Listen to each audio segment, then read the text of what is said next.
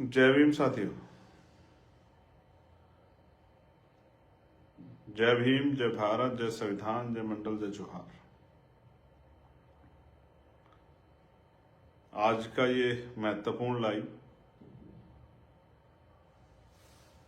एक जो प्रकरण हुआ है मेरठ में उसको लेकर है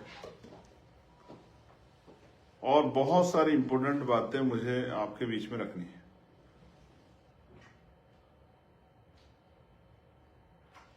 वो बातें इस पूरी घटना से जुड़ी हुई हैं और कुछ ऐसे खुलासे भी हैं जो शायद आपको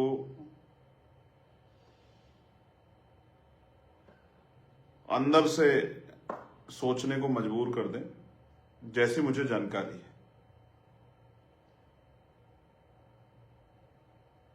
लेकिन क्योंकि स्थिति बड़ी अजीबोगरीब थी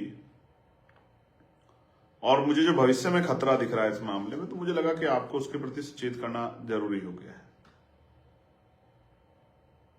सर्वप्रथम तो मैं बहुजन समाज में जन्मे सभी संतों, गुरुओं, महान पुरुषों को नमन करता हूं और उनको नमन करना इसलिए जरूरी है उन महापुरुषों को क्योंकि उन महापुरुषों का बहुत बड़ा योगदान है। तो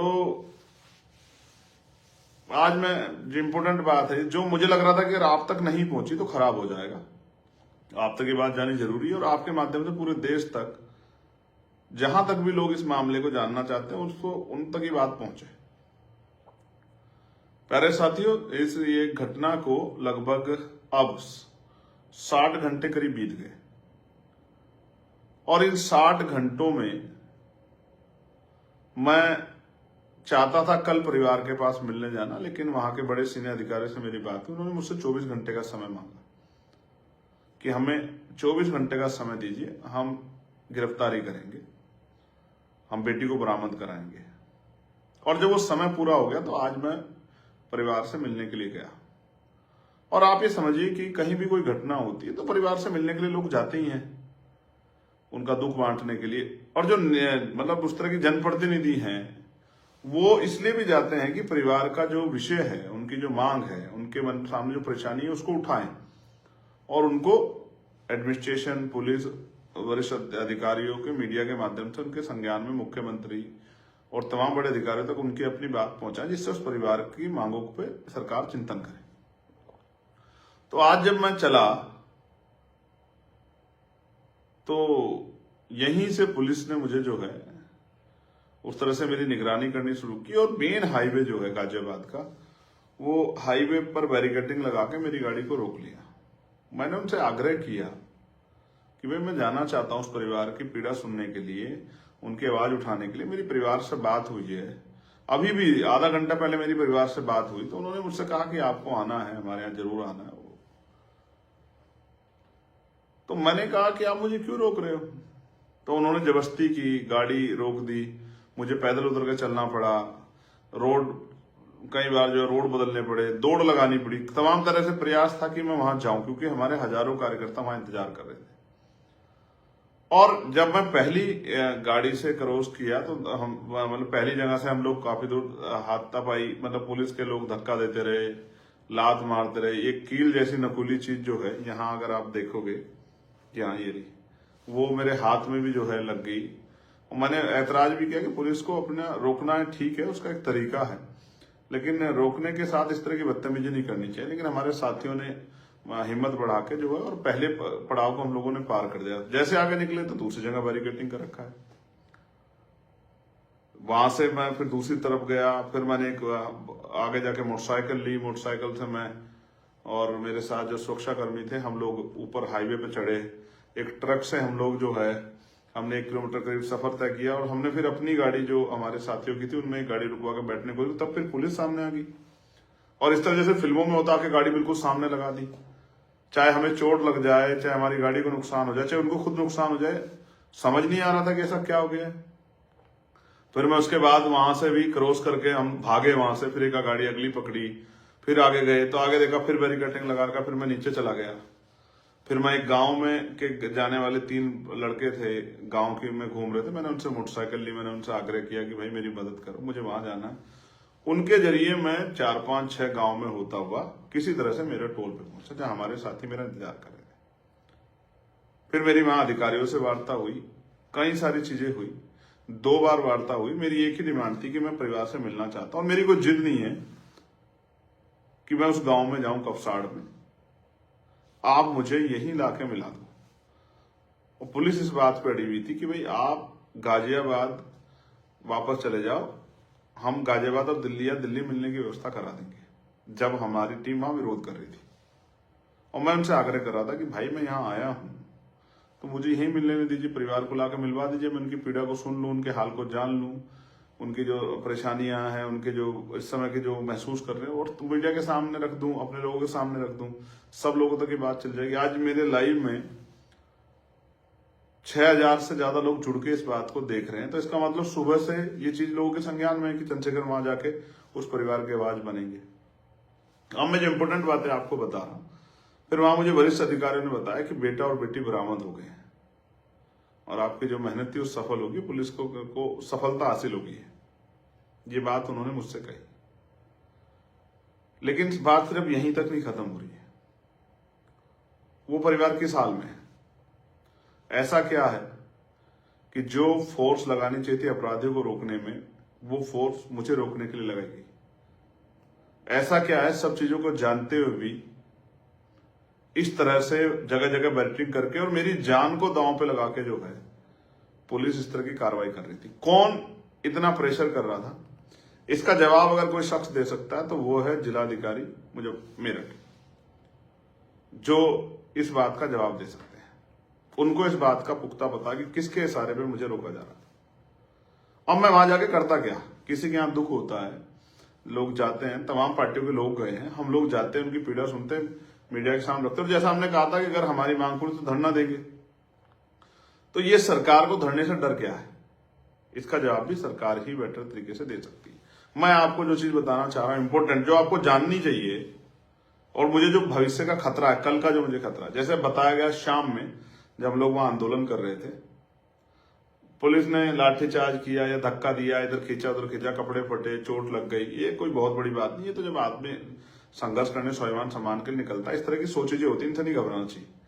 और जो लोग घबराते हैं, मैं तो उनको बिल्कुल भी नहीं मानता कि वो इस बात के साथ सड़क पर निकलेंगे, हम मतलब जाएंगे तो हमें वो नहीं होगी, कोई परेशानी आ जाएगी। तो जिनको इस तरह का भय हो वो घर में रहे यार, काहे को जा रहे हो। बेसिक ये है कि मुझे किसने बताया कि लड़की कल ही बरामद करा ली गई, और आज क्योंकि हम लोग जा रहे थे और हम लोग अगर इस तरह की स्थिति हो जाती तो हमें पता पहले ये बात क्लियर हो जाती, लड़की मिल गई तो हम लड़की से मिलते, वो किस हालत में जानने का प्रयास करते।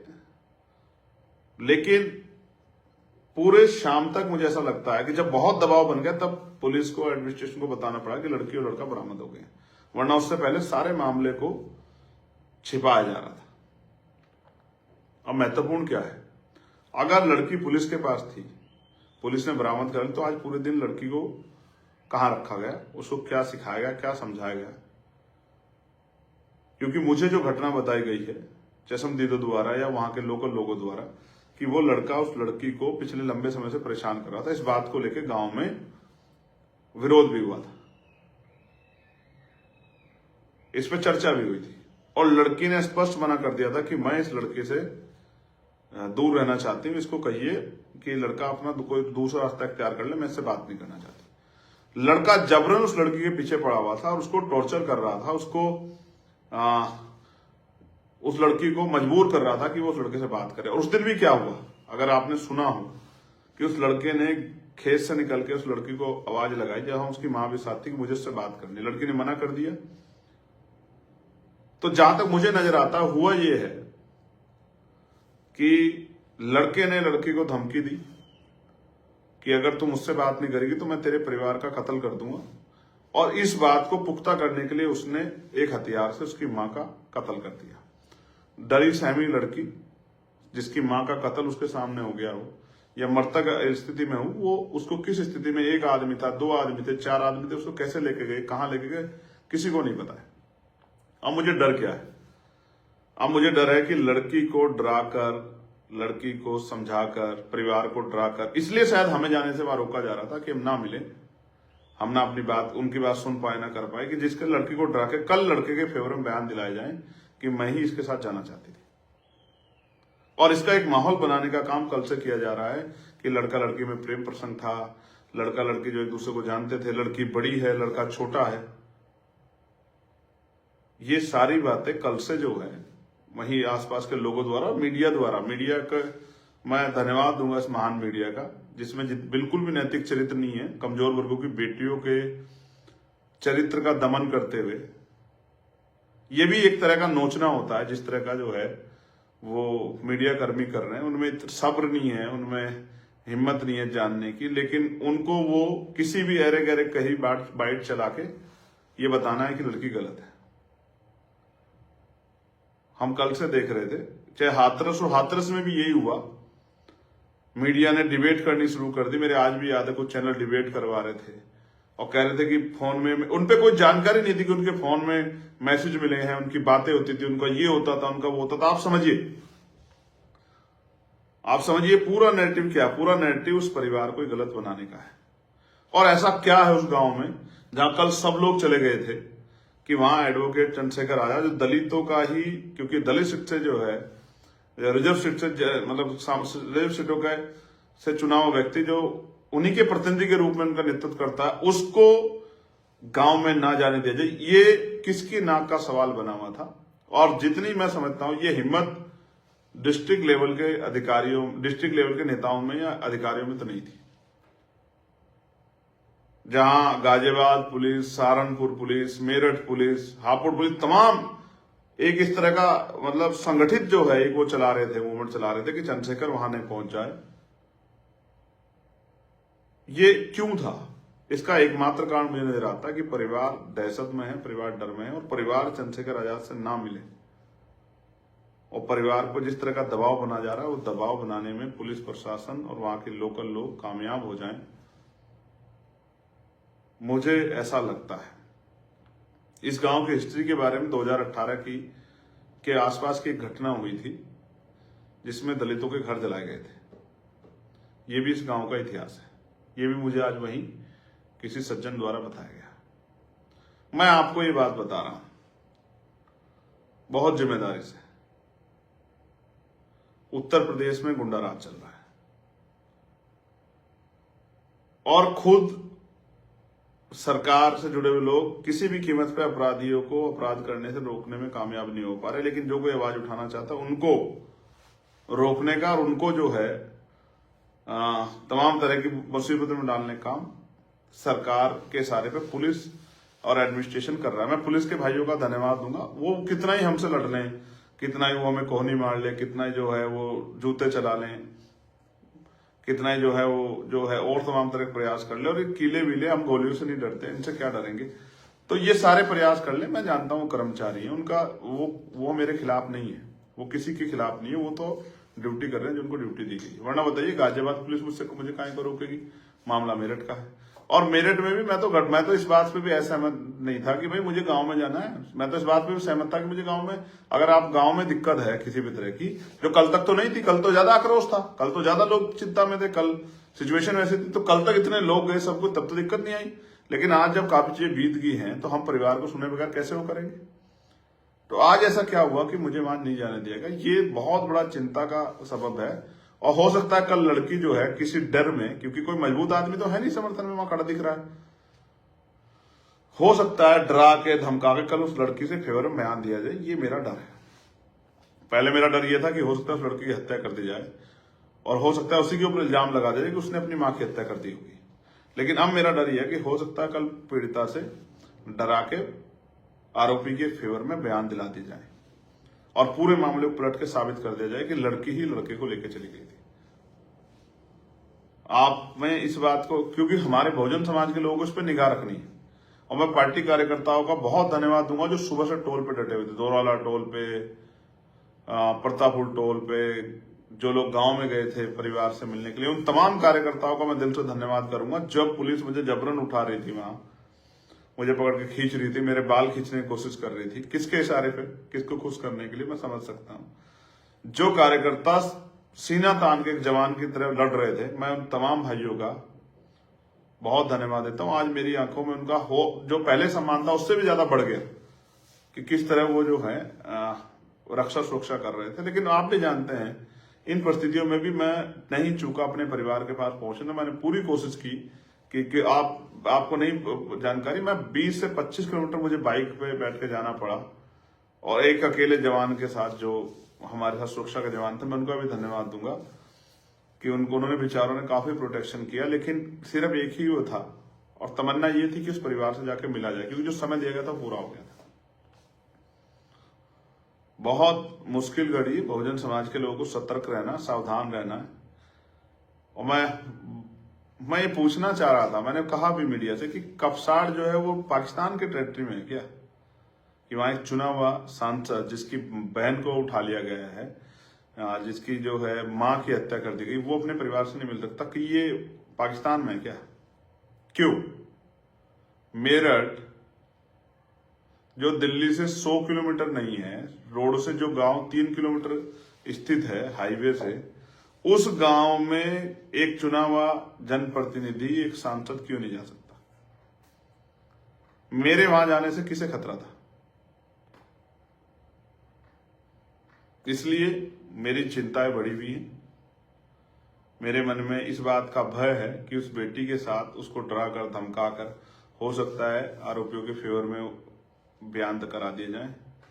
लेकिन हम भी इस मामले पे निगाह बनाए बैठे, हम भी छोड़ने वाले नहीं है। हमारी टीम बेटी से मिलने की कोशिश करेगी, और कोशिश करेगी उसको किसी तरह का दबाव उसके पार ऊपर ना बनाया जाए। परिवार से मेरी अभी बात हुई, वो उसके पिता और भाई नरसी, उनके पिता दोनों रो रहे थे। वो कह रहे थे माँ तो चली गई, माँ को तो आप देख नहीं पाए, लेकिन पिता को आके देख लो। उनकी इच्छा थी, लेकिन उनकी इच्छा के विरुद्ध क्यों जो है प्रशासन किसी भी कीमत पे, आप ये समझिए कि जब मैंने उनसे आग्रह किया डीएम ऑफिस मिलवा दो, सर्किट हाउस मिलवा दो, लेकिन ऐसा क्या था कि मुझे परिवार से ना मिलने का जो है, ये किसका आदेश था कि चंद्रशेखर को परिवार से नहीं मिलने देना है? आप समझिए उत्तर प्रदेश है जहां कानून के राज की बात करते हैं, मुख्यमंत्री हर चौराहे पे यमराज खड़े, हर चौराहे पे यमराज खड़े। कहीं कोई बेटी का अपमान कर जाएगा तो वहां यमराज मिलेंगे और वो कहीं ऊपर चला जाएगा। लेकिन यहां तो 52 घंटे बाद यमराज नहीं मिले। कहां गए आपके यमराज मुख्यमंत्री जी?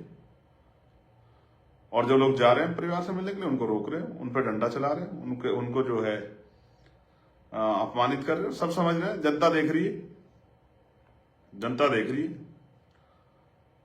और जिस तरह का व्यवहार जो है, मुझे लगा कि बाद में पुलिस आधार बनाएगी कि भाई हमारे कार्यकर्ता भी गुस्से में आ जाएंगे, तो मैंने कहा ठीक है, हम लोग नहीं जब मिलने देते कोई बात नहीं, हमें तो अपने लोग समझाने नहीं मिलने देंगे, कोई बात नहीं। लेकिन मैं बहुत जल्द कपसाड़ जाऊंगा, मैं इस बात का आपको विश्वास दिलाता हूं। जब कपसाड़ मेरठ में है और वो पाकिस्तान के टेरिटरी में नहीं है, चाइना के टेरिटरी में नहीं है, तो फिर एक चुना हुआ सांसद वहां क्यों नहीं जा सकता अपने परिवार से मिलने के लिए? जब तक मैं वहां नहीं जाऊंगा, मैं भी चैन से नहीं बैठूंगा। और मैं अपने मेरठ के साथियों को धन्यवाद दूंगा जो पिछले 2 दिनों से वहां डटे हुए हैं। एक एक कार्यकर्ता का हमारी पार्टी के नेता होगा, और मैं उनसे कहूंगा कि निगाह बना के रखें, बिल्कुल नहीं छोड़ना है। किसी भी कीमत पे बहन बेटियों के सम्मान की रक्षा करनी है, उनको न्याय दिलाना है। और क्योंकि बेटी बरामद होगी, ये सूचना उन्होंने मुझे अधिकारियों ने दे दी थी, इसलिए मैंने ज्यादा वो भी नहीं किया। मैंने प्रयास किया कि ठीक है, जब बेटी बरामद हो गई है, और एक आरोपी पहले बरामद उन्होंने पकड़ लिया था जो नामजद है, और एक जो है वो बाद में, अब जब मैं गया वहां, उन्होंने मुझे बताया कि आपकी डिमांड पूरी हो गई। मैंने उनसे भी कहा कि परिवार को सुरक्षा व्यवस्था आप मुहैया करें लाइसेंस के साथ साथ, क्योंकि परिवार का सुरक्षित रहना बहुत जरूरी है, उनको किसी तरह का भय ना हो। तो ये सब चीजें मैं आपके सामने इसलिए लाना चाहता था क्योंकि जिस तरह की मुझे सूचनाएं मिली, और जिस तरह का आज परिवार से ना मिलने देना, परिवार पर प्रेशर बनाना, और किसी हर तरह रोकना, हजारों की संख्या में फोर्स लगाना, ये इस बात को स्पष्ट करता है कि कहीं तो कोई खेल है, कहीं तो कोई बात है जिसको प्रशासन छिपा रहा है। उत्तर प्रदेश है ये। मैं किसी भी जाति की हो, किसी भी धर्म की हो, किसी भी पार्टी जुड़ी महिलाओं को पूछना चाहता हूं, आपने देखा है ना, कभी कभी कुछ अपराध इतने जघन्य होते हैं जिनके लिए किसी के पास जवाब नहीं होता है। एक माँ जो अपनी बेटी को खींच के ले जाते हुए गुंडों को नहीं देख पा रही थी, जो सामना करने के लिए मैदान में आई, और उस माँ को धारदार हथियारों से किस तरह से उसको कुचल दिया गया, ये आपने और मैंने देखा। ये उत्तर प्रदेश है, ठाकुर योगी आदित्यनाथ जी का उत्तर प्रदेश है। उन्हीं की सरकार में कमजोर वर्गों की बेटियों को उठा लिया जाता है और उनकी माओं के साथ, जब एक माँ जो है ढाल बन के, शेरनी बन के अपने बच्चों की रखवाली के लिए खड़ी जाती है, तो उनकी माओं को धारदार हथियार से कुचल दिया जाता है। और जो उनकी न्याय की आवाज उठाने के लिए जाते हैं, उनको पुलिस सड़क बैरिकेटिंग करके रोकने का काम करती है, धक्के देने का काम करती है।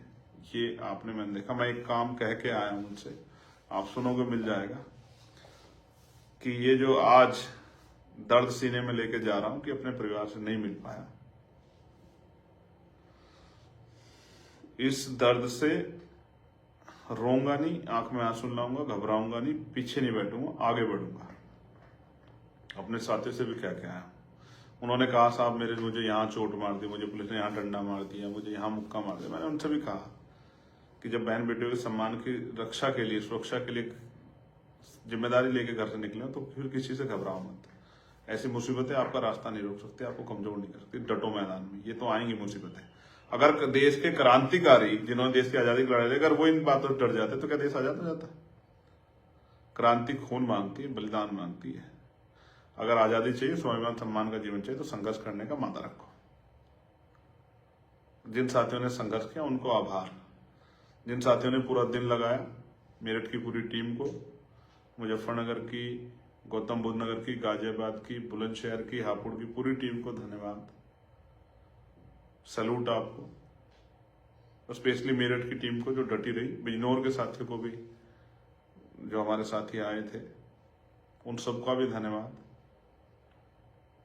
हमारी नेशनल टीम के साथी भाटी जी, जो आज बहुत खूब संघर्ष किया, हिमांशु भाई, अमित भाई, निजाम भाई, सतपाल चौधरी जी, कपिल भाई, उन तमाम साथियों को, एक एक कार्यकर्ताओं को, सभी जिलाध्यक्षों को, प्रदेश की टीम को, मंडल की टीम को, मिशन 78 के भाइयों से मैं मिला वहां थे, सबको मेरा धन्यवाद। लेकिन मैं आपको बहुत जिम्मेदार से कह रहा हूं, ये शुरू हुआ, अंत नहीं।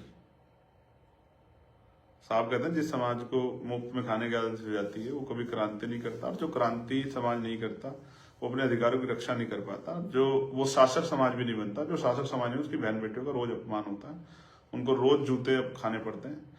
इसलिए शासक बनो। और मैं आपसे कह रहा हूं, क्रांति का ये जो पर्व है, इसमें आहुति दो, आगे बढ़ो, संवैधानिक रूप से संघर्ष करो, पढ़ लिख के मेहनत करो, भाईचारा बनाओ। फिर इस तरह का कोई गुंडा, आप सोचोगे अगर कल ताकत आपके हाथ में, तो कोई गुंडा आपकी बहन को उठा ले जाएगा? मैं तमाम कमजोर वर्गों को कह रहा हूं, मुसलमानों को, पिछड़े वर्ग के लोगों को, संविधान को मानने वाले सामान्य जाति के लोगों को, जो बाबा साहब अम्बेडकर की विचारधारा में, फूले साहब की विचारधारा में विश्वास रखते हैं, उनको भी कह रहा हूं। तमाम दलित समाज के लोगों को कह रहा हूं, महसूस करके देखो। उस माँ के बारे में, उस भाई के बारे में सोचो जिसकी ने माँ खो दी और बहन किस हालत में है और 52 घंटे से गायब थी। उस पिता के बारे में सोचो जिसकी पत्नी को कुचल दिया गया, और जिसको बेटी को अपना सम्मान मानता, वो 52 घंटे तक गायब है। वो, मैं तो समाज को परिवार मानता हूँ, इसलिए मेरे अंदर जो फीलिंग है, फिर मैं ना अपनी तबीयत के बारे में, ना अपनी सेहत के बारे में, ना किसी और चीज के बारे में फिर नहीं सोचता। मैं एक दिन का समय मांगा था, पूरा हो गया था, इसलिए मैं गया था। और आपको इस बात के लिए मैं बता देता हूं कि बेटी बरामद हो गई है। जो सबसे बड़ी डिमांड थी हमारी कि बेटी सकुशल है, बेटी बरामद होगी, ये बात मैं आपको बता रहा हूं। लेकिन ये भी इसके लिए भी कर रहा हूं कि बेटी का बयान जब तक ना हो जाए, आप लोग नजर रखना। मैं फिर कह रहा हूं, बेटी को डराकर उसके बयान को अपराधियों के पक्ष में कराने के लिए एड़ी चोटी के जोड़ लगाए जाएंगे, ऐसा मेरा विश्वास है। इसलिए हमें नजर रखनी है, अपनी मां के हत्यारों को सजा दिलवानी है और उस बेटी के सम्मान की रक्षा करनी है। मैं आपका भाई चंद्रशेखर आजाद, आज आपके संघर्ष को धन्यवाद। और जो साथी डटे रहे, जिनको चोट लगी, मेरे प्यारों, अपना ख्याल रखना। लड़ाई लंबी है, एक दिन में संघर्ष परवान नहीं चढ़ेगा, लेकिन जब तक राजकाज नहीं बनेगा इस तरह के अपमान आपको सहने पड़ेंगे। इस अपमान से चिल्लाओ चीखो मत, इसको अपमान के घूंट को पियो और उससे संघर्ष करने की क्षमता पैदा करो और फिर मैदान में डटो, लोगों को जोड़ के भाईचारा बना के अपनी शक्ति बनाओ। आभार, धन्यवाद। जय भीम, जय भारत, जय मंडल, जय जोहार, जय संविधान, जय जवान, जय किसान, जय विज्ञान, जय लोकतंत्र। जैसी भी बात रहेगी आपके बीच इसी मीडिया के माध्यम से आकर रखूंगा। मैं क्यों नहीं जा पाया इसके बारे में आप चिंतन करना कि क्या कारण था कि मैं नहीं जा पाया और कौन था जो चाहता था मैं ना जाके परिवार से मिलूं, और ऐसी क्या बात थी जो छिपाई जा रही थी जो मेरे जाने से सामने आ जाती। मेरी नजर इस पूरे मामले पे आप भी नजर रखिए। धन्यवाद।